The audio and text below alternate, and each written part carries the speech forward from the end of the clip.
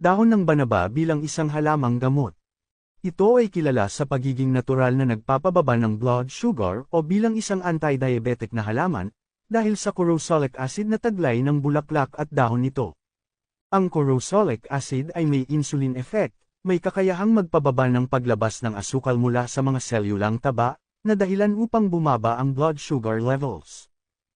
Mabisa rin ang banaba bilang pangpababa ng lagnat, sa pagtatae, sa mga taong hirap umihi dahil sa mga pamamaga ng bato, sa pagtanggal ng mga bato sa bato at sa UTI.